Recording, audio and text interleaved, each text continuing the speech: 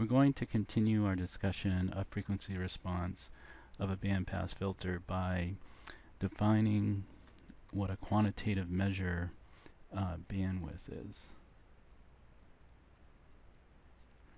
Okay, we use bandwidth to, we use it as a measure of frequency response, and it's actually quantitative. It will give us a number.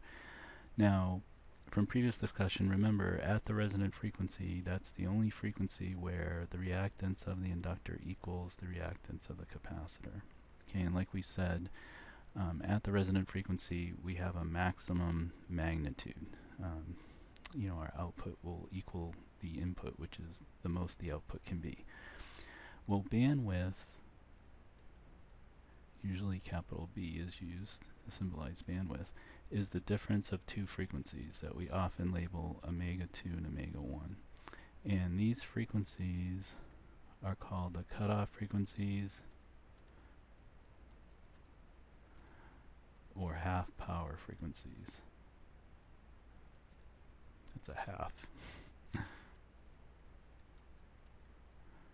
Okay, so cutoff frequencies or half power frequencies. And you'll see where the names come from coming up here.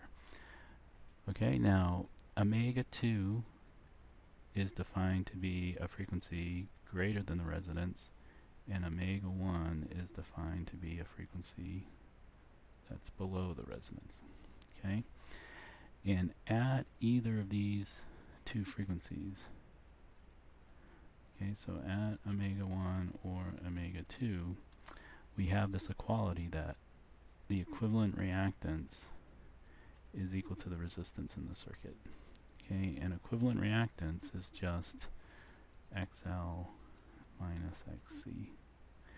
So at the resonant frequency, this equality occurs.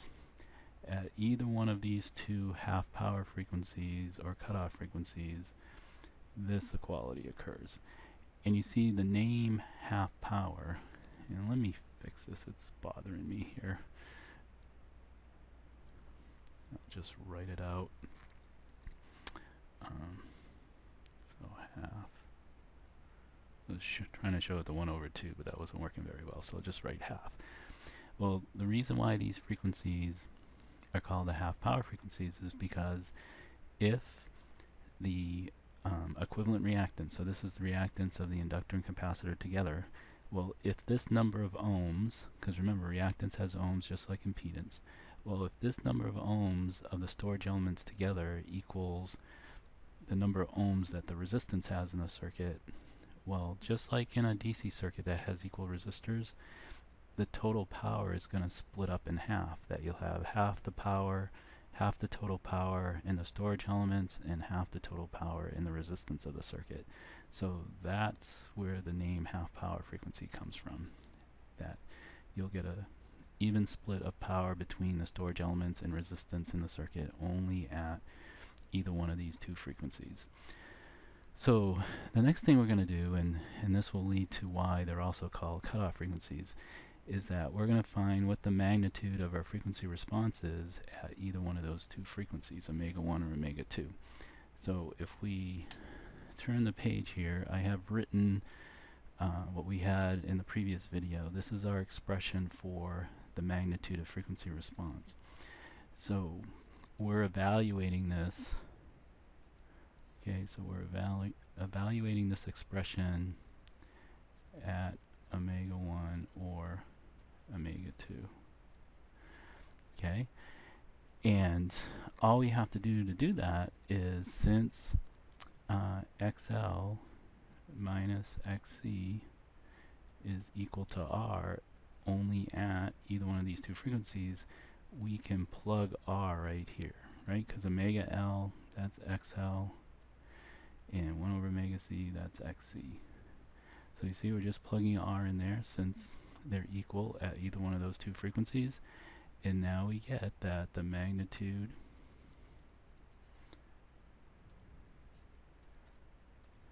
of the frequency response would just be R over the square root of 2R squared,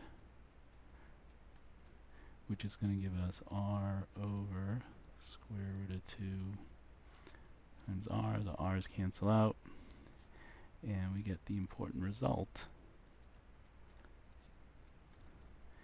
that the frequency response magnitude is just the max 1 divided by root 2. So if we come back to our frequency response equation, or excuse me, frequency response curve, we can now show on the curve where omega 1 and omega 2 are, right? Because since the magnitude is 0.707, the maximum, where the max is 1 here, okay, because 1 over root 2,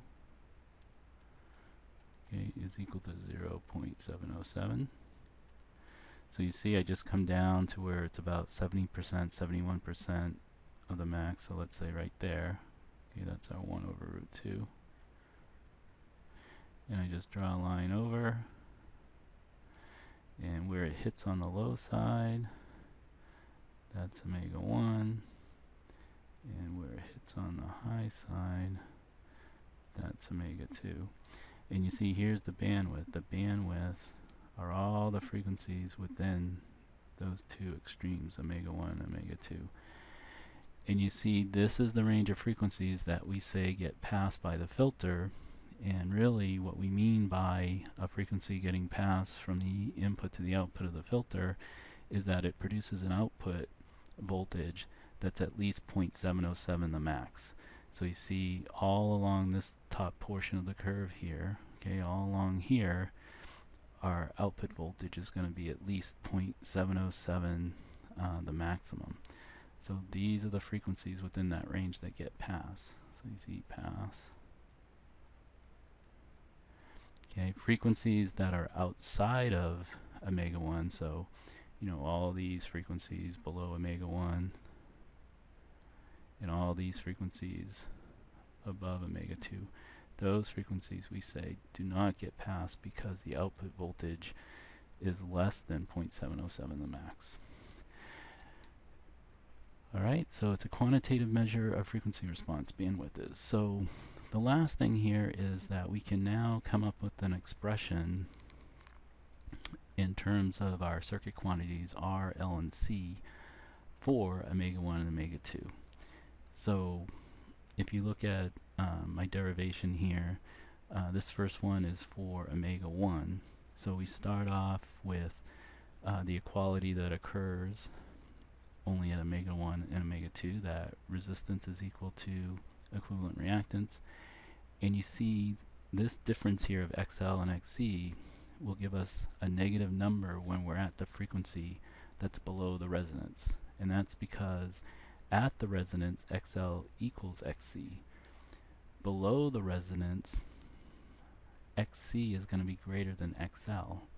Okay, remember that XC is 1 over omega C, so as omega gets smaller, XC gets bigger, and XL is equal to omega L, so as omega gets smaller, XL gets smaller.